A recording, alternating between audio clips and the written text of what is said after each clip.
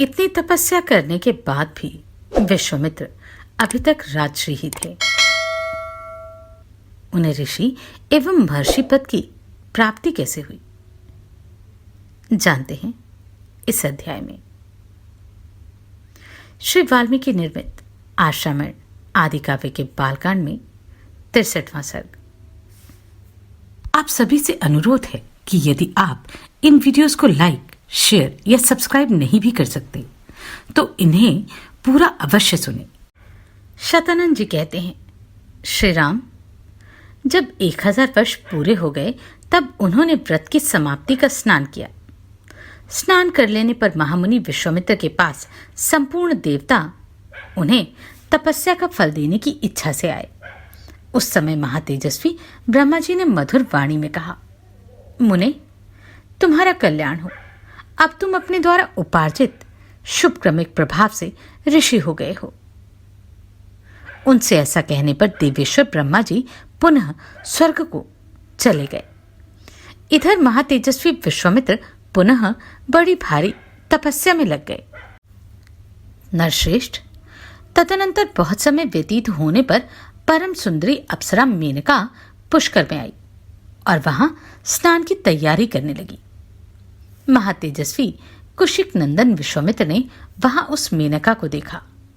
उसके रूप और लावण्य की कहीं तुलना नहीं थी। जैसे बादल में बिजली चमकती हो, उसी प्रकार वह पुष्कर के जल में शोभा पा रही थी। उसे देखकर विश्वामित्र मुनि काम के अधीन हो गए और उससे इस प्रकार बोले, अप्सरा तेरा स्वागत है, तू मेरे इस आश्रम में निवास कर। तेरा भला हो, मैं काम से मोहित हो रहा हूं, मुझ पर कृपा कर। उनके ऐसा कहने पर सुंदर कटि प्रदेश वाली मेनका वहां निवास करने लगी। इस प्रकार तपस्या का बहुत बड़ा विघ्न विश्वामित्र जी के पास उस समय उपस्थित हो गया। रघुनंदन, मेनका को विश्वामित्र जी के उस सौम्य आश्रम पर रहते हुए 10 वर्ष बड़े सुख से बीते। इतना समय बीत जाने पर महामुनि विश्वामित्र लज्जित से हो गए, चिंता और शोक में डूब गए। रघुनंदन, मुनि के मन में रोषपूर्वक यह विचार उत्पन्न हुआ कि यह सब देवताओं की करतूत है। उन्होंने हमारी तपस्या का अपहरण करने के लिए यह महान प्रयास किया है।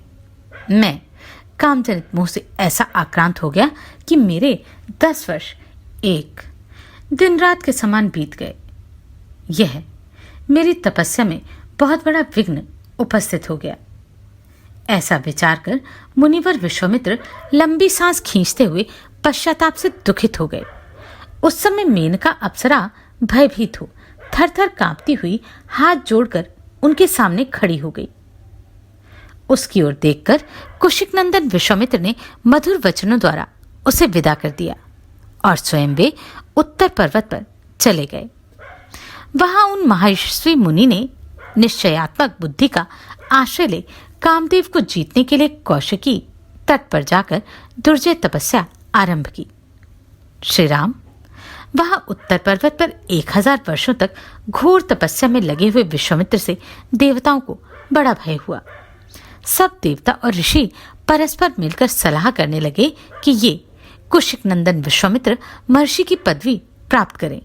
यही इनके लिए उत्तम बात होगी। देवताओं की बात सुनकर सर्वलोक पितामह ब्रह्मा जी तपोधन विश्वामित्र के पास जा मधुर वाणी में बोले, महर्षि तुम्हारा स्वागत है। वत्स कौशिक, मैं तुम्हारी उग्र तपस्या से बहुत संतुष्ट हूं और तुम्हें महता एवं ऋषियों में श्रेष्ठता प्रदान करता हूं। ब्रह्मा जी का यह वचन सुनकर तपोधन विश्वामित्र हाथ जोड़कर प्रणाम करके उनसे बोले, भगवान, यदि अपने द्वारा उपार्जित शुभ कर्मों के फल से मुझे आप ब्रह्मर्षि का अनुपम पद प्रदान कर दे तो मैं अपने को जीतेंद्रिय समझूंगा। तब ब्रह्मा जी ने उनसे कहा, मुनिश्रेष्ठ, अभी तुम जीतेंद्रिय नहीं हुए हो, इसके लिए प्रयत्न करो। ऐसा कहकर वे स्वर्गलोक को चले गए। देवताओं के चले जाने पर महामुनि विश्वामित्र ने पुनः घोर तपस्या आरंभ की। वे दोनों भुजाएं ऊपर उठाए बिना किसी आधार के खड़े होकर केवल वायु पीकर रहते हुए तप में संलग्न हो गए। गर्मी के दिनों में पंचाग्नि का सेवन करते, वर्षा काल में खुले आकाश के नीचे रहते और जाड़े के समय रात दिन पानी में खड़े रहते।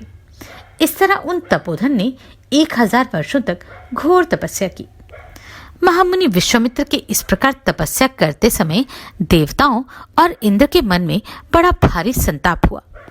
समस्त मरुदगणों सहित इंद्र ने उस समय रंभा अप्सरा से ऐसी बात कही जो अपने लिए हितकर और विश्वामित्र के लिए अहितकर थी। इस प्रकार श्री वाल्मीकि निर्मित आशारामायण आदि काव्य के बालकांड में 63वां सर्ग पूरा हुआ। आप सभी को कोटि कोटि साधुवाद। आपने इन वीडियोस को इतना प्रेम दिया। नमस्कार, मैं आभा शर्मा जावास। यदि आपको मेरा ये प्रयत्न सराहनीय लगा हो तो मुझे सब्सक्राइब करके प्रोत्साहित करें।